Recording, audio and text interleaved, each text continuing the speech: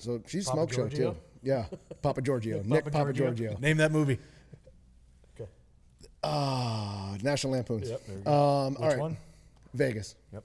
Vacation. That's 75% of your quotes are from Middle Yeah. So It's a big surprise. So long story. People listen may or may not know this. Chicken Fries dating Zach Bryan. Zach Bryan does some bad shit. Pays her, offers her $12 million to just sign an NDA and walk away. We're done. We're breaking up. Right? You can have this house. Here's $12 million. They're just dating. She says no. So she turns down the money, goes on Barstool, has a whole conversation, tells everybody about it, turns into a big blow up. They end up writing a song about him at Barstool. Dave Portnoy jumps on board. He starts going at Zach Bryan. It's this whole big thing, and it kind of has calmed down, right? So it was a huge deal for a little bit of time. Calms down. All of a sudden, like every time Zach Bryan gets like shit hammered, he starts like putting stuff on Instagram, and he just goes at Chicken Fry again. So this one, he put the biting list song where like if I ever get rabies, takes a Barstool flag, lights it on fire, and hits a golf ball off of it. Like for absolutely no reason. So that happened, and then he did like 10 other ones where he just kept putting that song over and over and over and over and over again. And then she posted like, I think it's time for a restraining order. So I did see that. like that's just wild, man. Like what's he doing? He needs to just settle down. I mean, he's such a good songwriter. Just sing your fucking songs, man. Yeah, he started What are making you some doing? mistakes. Like I liked him. I still like his music. I liked him a lot more when he just did his thing. I and think was super appreciative. Yep. But he just sold his album, his music album. Yeah. That he's written up to this point, nothing in the future, for $350 million. His catalog. Yeah. $350 million. Yeah, there's so much to look at with some guys like that. Like, is he going crazy? Imagine the pressure on that guy. I can't imagine. Like, look at his life for the last, I don't know, when did he get really, really big? 3-4 years ago? 5 years ago? It was 2022, the fall. Okay. So look at that dude's life since 2022.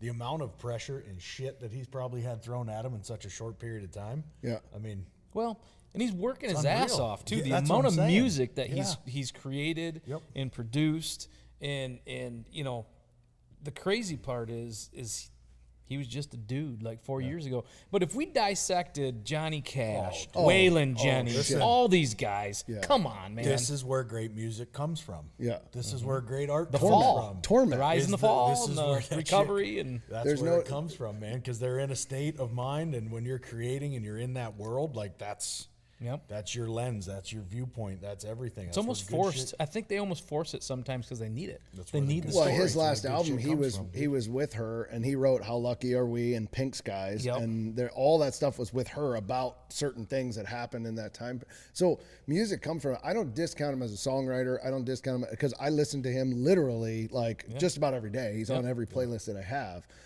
But the more I read about this guy, the more as a human being, I'm just like, oh, he is now there's other country stars jumping on.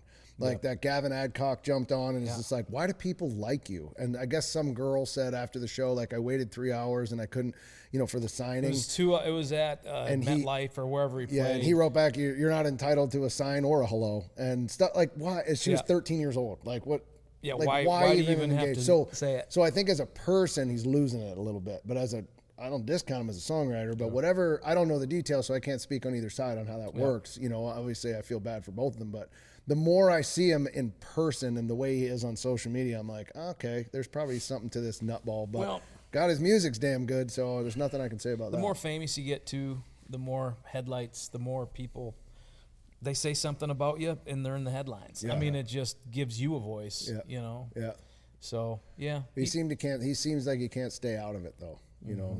Like he stopped Twitter like 6 times because he would tweet something and then people would be like, oh my, it's just way off the wall stupid shit going at different people for no reason. But anyway, I just didn't know if you guys heard that.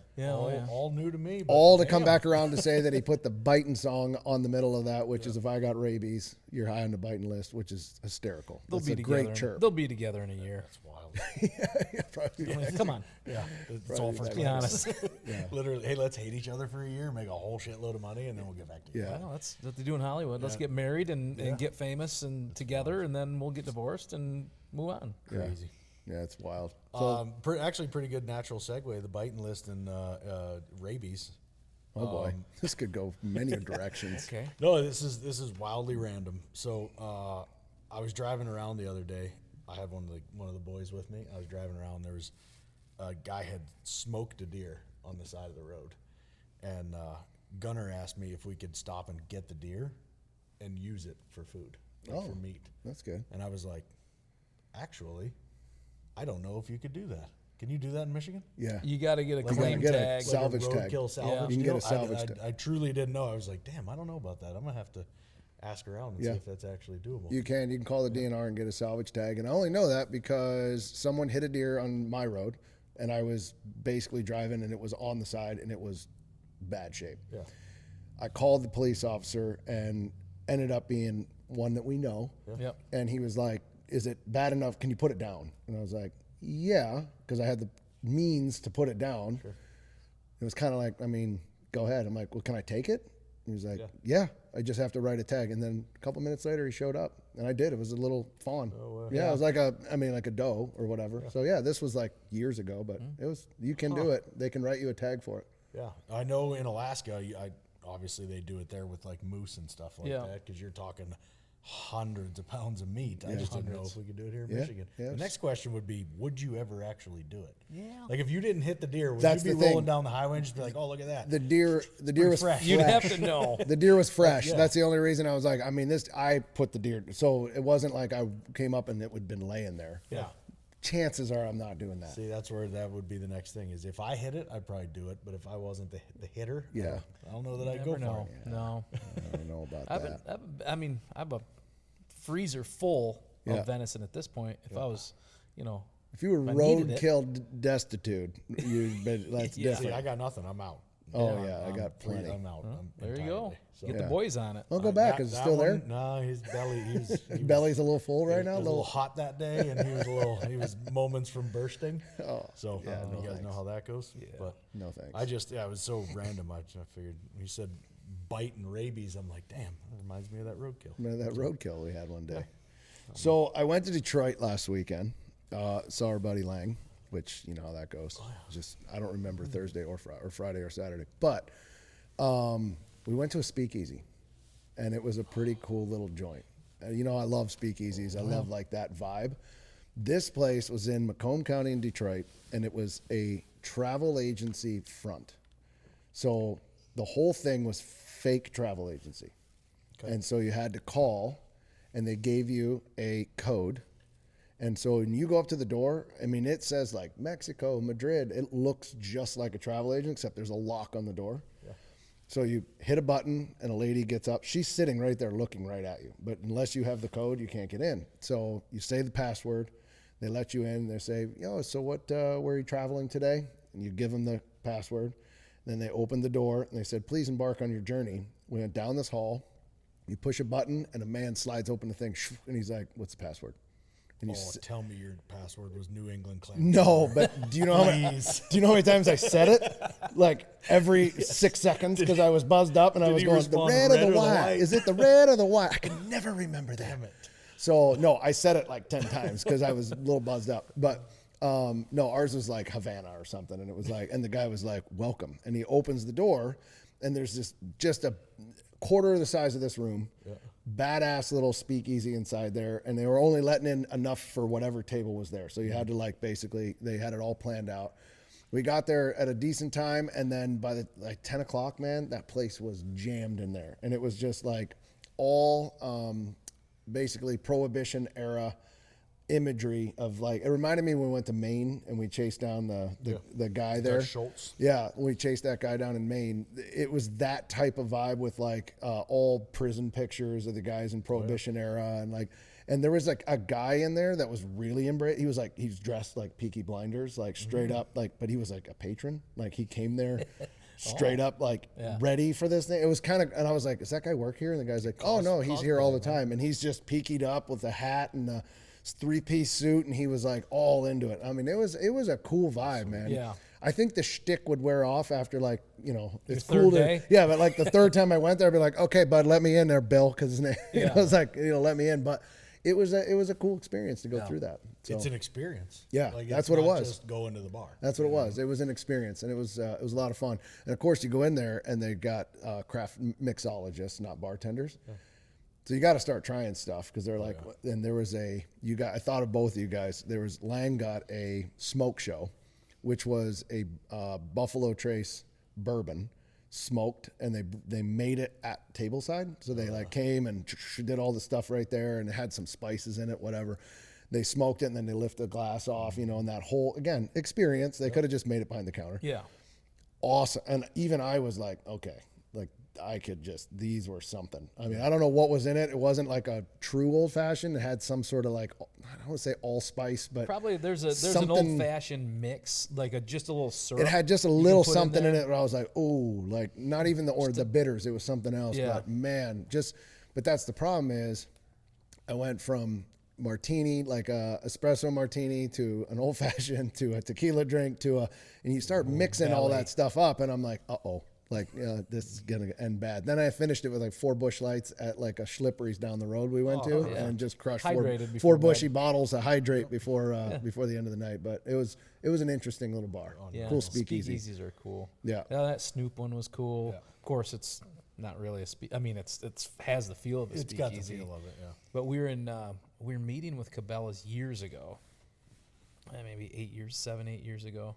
And they're in Lincoln, Nebraska. They have this cool ass speakeasy, and it's this back alley, and there's a red and a green light. That's had a red and a green light. It's the same thing. I think if it's a green light, they're open. If it's a red, they're closed. And you don't even really see the light unless you're looking at it. So you walk down this back alley. I'm not kidding you. And we're with Adam Bender. He's like, yeah, walk back here. So you walk back there, and it's the same thing. You knock on the door, and the thing slides across. And he said, you got to tell him this name and whatever. So let us in. Closed it, and you look around, and it's like, where'd we come in? There's bookshelf, bookcases everywhere. That's sweet. You don't know where you walked in. Yeah. And it's really small, super dark, great drinks. But it was cool, man. Yeah. Those speakeasies are awesome. It's awesome. Yeah. It's all about the experience. Well, it reminded me of the Prohibition, and I was trying to remember the guy's name Dutch Schultz. Dutch Schultz. Dutch Schultz. Yeah. So when we did Code of the Wild, we went out. So talk about this story. Yeah, we went out there and did that. Do you remember it, Case? Yeah. He's going to remember the history of it. Yeah, set it up. I have a weapon that I received from it, but other than that, which is a hysterical story. Man, pass a gun in a restaurant. Yes. Here, I got you this. Yeah. We got to end on that story. We'll get there. Yeah. No, the Dutch Schultz story is pretty cool. So it's kind of like upstate New York up into kind of that New England area. And he was a notorious gangster. He was a bootlegger. He actually had a place where they were making booze underground. Yeah, which we did visit. It was awesome. Yeah, we went there. We went there. Went tunnels. to where they were making booze underground. And they had these escape tunnels that were frickin' like in the floor that you could drop down, and then the tunnel ran all the way underground for a ways. Yeah. Probably a quarter mile underground and popped out at the railroad. And so if they ever got raided during Prohibition, all these dudes could just jump down the tunnels and basically run away, and they had no idea where they went. So, it was a really cool story. And then he was on the lam for a long time. They were trying to find him. He was part of Murder Inc. with like Lucky Luciano and a a bunch of those guys in the mob. Bugsy. And then Is it Bugsy something? Siegel. Bugsy. I think was he a part of it? Meyer Lansky. I remember Lucky Luciano. My memory doesn't go in history as far as yours does. Lucky I just and, remember where we were. I don't remember what we did. No, it was Lucky and Meyer Lansky, and it might have been Bugsy. But yeah, Someone got murdered in a restaurant. In the bathroom. In the bathroom. Yeah. That I remember because we went and did that whole thing. That was the whole like becoming Murder Inc. thing. Yeah. I don't remember the exact details of that, but yeah, somebody was in the bathroom and somebody walked in, and just back then it was like, ha, I don't like you. And you had to talk. I've got a way. hunch. I feel like you're stealing from me. Mop it up. Come over here, boy. I might start talking like that again all the time. Look at the size of that whitetail. John Mulaney has a great bit on that where he's like, back then there's like the guy would like get shot and he go, mop it up. Like in a crime scene. Like that's all there was. I'm going to go back to my hunch. That's all he had. That's what we should do as voiceover for Drop from now on. You imagine that? And the brothers are flying in. So great. We'll just Really do subtext and titles. Yeah. Exactly. Yeah. So he did. He busted in and he shot him. Busted in, he blanked him, and then Murder Inc. was born and all that kind of shit. Yeah. So For some of us, the hunt never stops. Grizzly understands that more than most. Rugged, reliable, and built to never back down. Whether you're on the trail, by the water, or deep in the dark timber, Grizzly is by your side. Tough enough to take on the wild and ready for whatever you can throw. Grizzly is committed to products that never let you down. Always on the hunt with Grizzly. Out here in the wild, precision isn't just a luxury, it's a necessity. Leupold Optics is built on the foundation of American craftsmanship, where every features function first. For over a century now, they've combined dedication and technology with a relentless put-it-to-the-test attitude, creating optics that stand up when everything else stands down. When it matters most, you need the best. That's what you get with Leupold Optics. While other companies out there warranty failure, Leupold guarantees performance for life. Some call it out on the trail. I like to call it the road less traveled. The kind of place where the going gets tough. That's where Tracker Off-Road comes in. Made for those who won't back down. Tracker Off-Road delivers the hardest working machines with the greatest capability at the strongest value in the industry. Built by those who know what it takes and designed for those who don't turn back. Tracker is dedicated to delivering machines that let you get the most out of your day and your dollar. Ready to take on your next adventure? Go with Tracker Off-Road. Every shot counts. And when it's time to make it count, you want the best. Winchester Ammunition has built its legacy on a commitment to innovation by continuously pushing what's possible. In the heartland of America, the American legend crafts ammunition that's purpose-built, reliable, accurate, and ready to perform no matter how harsh the conditions. Whether you're hunting or shooting for sport, Winchester will be there. yeah, it was a wild and crazy story, but I got some Dutch Schultz souvenirs in the basement. Well, Dutchy. Got a so few we things that stayed were in there that we stayed at this awesome little joint. I, again, couldn't get there if you asked me to. It was in Maine. It was kind of on the border somewhere. And I don't even know how to explain it. It's like a B&B kind of place. There was like a lodge. And when you walked in, it was like 1920s music was playing. Like I remember that as like, and the fire was burning, and it was just, the setting was like, I loved it. I was like, fire 20s. Is that where you got your own cabins or something? Yeah, we had rooms. We had rooms. But then what Cabins they had, were this like bar that was not connected, and it was like down, just you like walked across the parking lot and there was a bar. And during that show, we had a crew of about 12. And so that was a big crew, obviously, for what we were doing. So on wrap day, we'd always go and celebrate. It's a wrap. Like the show's done, episode's done. It was a wrap. That night, we all went down to the bar. And it was a pretty cool little bar. It was like wooden, a lot of like outdoor artifacts, stuff like that in it. And we started dancing. The deer mounts that are literally from 1920. Yeah. You know the ones you look at. And like, that's never left this Been in bar. a smoky bar. so for much like- cigarette smoke in them. Yeah. That's what They're that's- blonde, it was basically. That kind of, it was that kind of shit. And there's an old man, an old trapper man sitting at the bar, and one of our EPs on the show was talking to him, and somehow this man pulls out like this blunderbuss of a gun, like this. It's like this. It's like a muzzleloader, black powder pistol, right? Gaston carried one in La Beauty and the Beast. Yes. This is a Gaston pirate gun, carried one. right? So why this man has this gun on him in this bar is beyond me, because it doesn't work. It doesn't fire. At that point in time, we didn't realize. We didn't know this at this time, right? So anyway, he has it. So as a wrap, this is the last episode that we did of the series too, right? Season So wrap. the whole season. So it was a season wrap. So that night we proceed, the whole crew, we're having a blast, right? And we have a good time. Well, unbeknownst to us, we go to dinner the next day before we travel out. We're in New York now. We've traveled from Maine in the morning down to the state of New York. And we go to this restaurant, and we're having a wrap dinner before we all have to catch plane, all that kind of stuff. So we're having a good time. And this EP, love him to death, RPG. He stands up and he does a speech. And he says, this has been the best series I've been on. And you got all this stuff. He's going on about the crew and all this. And he said, so I wanted to give you guys this gift. No, we're in a restaurant in New York City. Like packed. Packed. And he pulls out the gun, and he's holding the gun in his hand, and he goes, so I got you this gun. And he's got it like that, and he's just holding this gun, and the whole table's like, whoa, like, what are you doing? And he's like, what? And he's going like this with this gun. He's like, it's a RPG's not a gun guy. Not a gun guy, right? So he's guy. got this gun. So Casey and I like duck behind the table because we're not sure if this thing's loaded. He literally pointed it. He did. He's like, I brought this for you. He goes, here you go. And he gets this gun, and we're like, Jesus, man, like, put the gun away. So right in the middle of this restaurant. So anyway, he hands the gun to us, and I break the breech on it, and it's clearly it's not going to fire. There's no firing pin, whatever.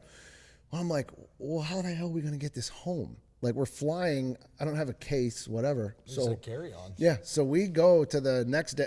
We go to the airport, and we told him that we were filming this series, looking for this Prohibition, and this is just a prop.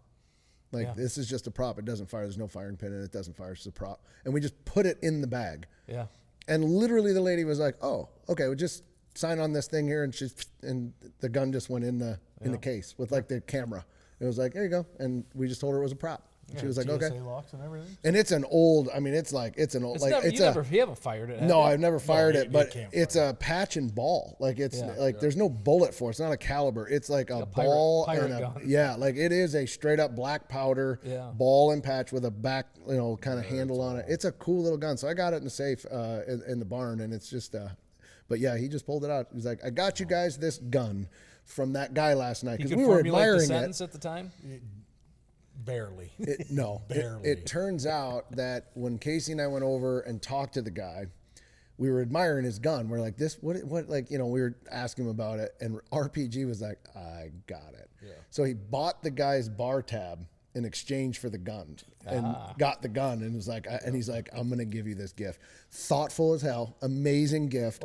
To this day, it's one of the best gifts I've ever received, but RPG was he's something. So did he buy it in New York in that restaurant? Right at the bar. Right then. He exchanged. He exchanged. So 5 minutes later, he came in and gave it to you. Yeah. Here's no. The next day. The next day. Gotcha.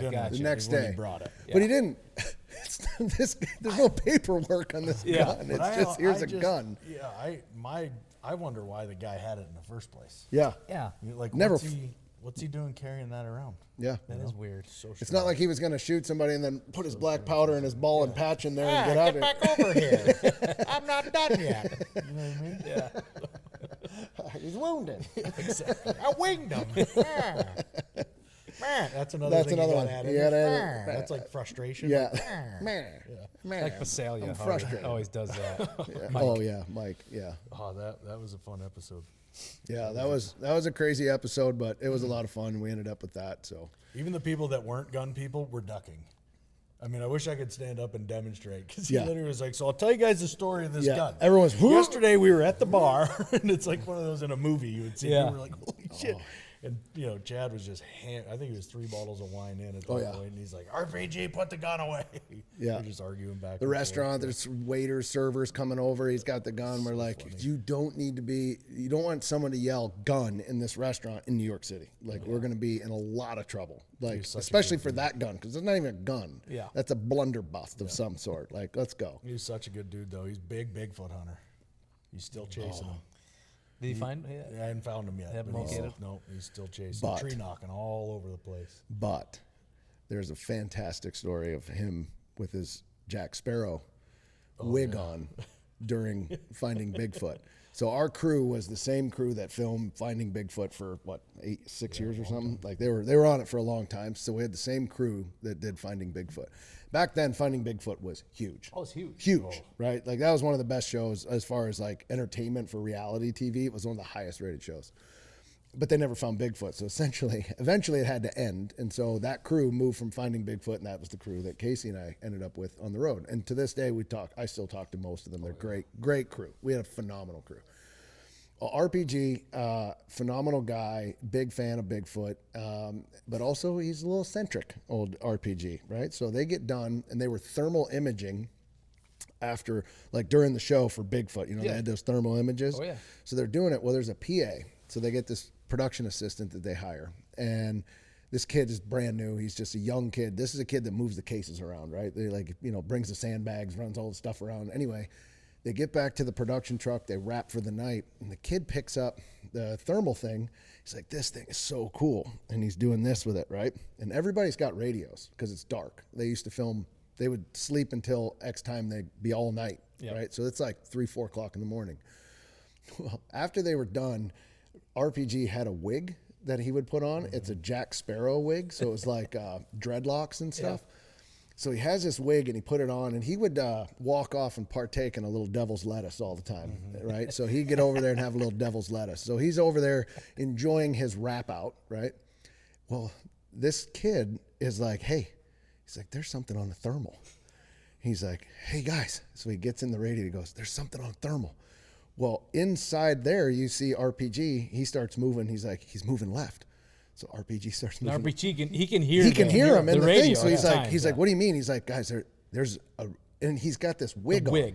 So he has no idea that it's him, right? Yeah. So he's filming, and they're like, hit record, like try get this. And anyway, as it's going, as the more he keeps saying he's going left, he starts going, and he goes, he's starting to pick it up. So he starts running because he's like, he's running, and RPG's running as fast as he can. This kid's filming him, and he's like, I got him. He's like, he's coming. And he's like, he's coming back to the truck. RPG's running. He's like, he's coming at me. And then all of a sudden, RPG's like, where is he? And he's like, oh, and this kid was just shook, and it was not even anywhere close to Bigfoot. Yeah. It was him in a Jack Sparrow wig. And the guy was reading it out the whole time as if it was somebody else. So there's so many things those guys did in the dark that those stories like that we just lose it. Yeah, good times out there. But that was a funny story from that scenario. That's 2018, 2017. 2017 into 18. Yeah, 18. Yeah. Yep. One season of Code of the Wild. Fun, though. And then they wanted us to chase ghosts. Yeah. We said that's it. I'll never forget that. They were like, season 2, this is where you're going, and we're like, nope. They're like, what do you mean we're renewing it? We're like, nope, not chasing ghosts. There's not big in ghosts. They are. No, not doing that. Isn't that funny when you look at TV channels now, how they've changed? Look at travel, but look at like TLC, the Learning Channel. Yeah, the 5,000-pound woman. The last fucking thing you're doing right now is learning anything from TLC. It's just I mean, I don't know what, like. It's shock TV is basically what it is. It's kind of fucking brutal if you ask me. Well, it's reality. It's all like when Bravo hit, then they all said, well, no, you got to do that. But then the Travel Channel, like, I remember like Andrew Zimmerman and the guy that passed away that was awesome, the chef. Yeah. You know what I'm talking about? Oh, yeah. He was awesome. His 0.0 did their show. Bourdain. Yeah, Anthony Bourdain. I love that guy. And those shows that were on Travel was going for food and and then it was in the transition year of Code of the Wild. That year they had 2 ghost shows that hit, and they're like, we need more paranormal. Now the Travel Channel is not. It's the paranormal. It's a paranormal channel. I mean, there's 90% of what they do is all paranormal stuff. Yeah. I mean, it's I just crazy. think back, like, as a kid, I watched Discovery and the Learning Channel literally to learn shit, like about nature and wildlife and all the stuff that I love. And now I look and I'm like, what happened? Yeah. You got my 1,000-pound or whatever the fucking Sisters. 1,000 pound. Funny, I just saw a picture of one of them. Tammy Slayton. I just saw a picture of one of them. I've never watched a show in my life. She had so much skin. They got all the skin cut off. Yeah. She basically looks like a mole now. Like, it was like all the skin is like, doesn't even look like a human. Don't say mole. Moly. We're not laughing at you, Tammy. We're laughing with you. We're exploiting goodness. it. No, but she was obviously 1,000 pounds. So I mean, the forehead was amazing. Yeah. And I mean, I watched that show. Like I would get into it. The two. You watch it? I'd watch the shit out of those two. I think it's so funny. I didn't watch any of them. I'd get sit it- and eat you a get it salad from while I was. Chuck. I'd sit and eat a salad while I was doing it. Katie'd be like, "What are you doing?" I'm like, "This is. Well, you see this?" You get it from Chuck. Yeah. One of the boys one day, I saw like an ad for it, and I'm like, my Lord, that's where we're at. This is what we're watching on TV. And literally, he's like, Pap watches that all the time. I'm like, oh my God. It's a train wreck. I'm like, he watches it? Oh, yeah, he has it on all the time. Oh, I'm yeah. like, holy shit. Well, they just keep up in the game. It's like the 1,000-pound sisters, then it's like, you know, the 500-pound twins, the 1,000-pound man. It's all just like the same. Yeah. But the one I love the most is the one where they all get gastric bypass. Like they go to the Dr. Nazawan. Have you ever seen this guy? I don't watch any the of that little guy that's like, you have not lost enough weight yet. Like that little robot guy. Now I want to see him. Oh, what's the name of that show? Guys, can you look that up? Fat. The name of the show on TLC. It's where they're doing they do the bariatric surgery on TLC. You asking the audience here? Yeah, I asked these guys to look it up. It's so great because they follow like one person, and then basically they have to move down to Texas. They get the surgery, and it's like after the surgery, and then there's always something. There's always an excuse of some sort. But this little guy, Dr. Nazawan, he comes in.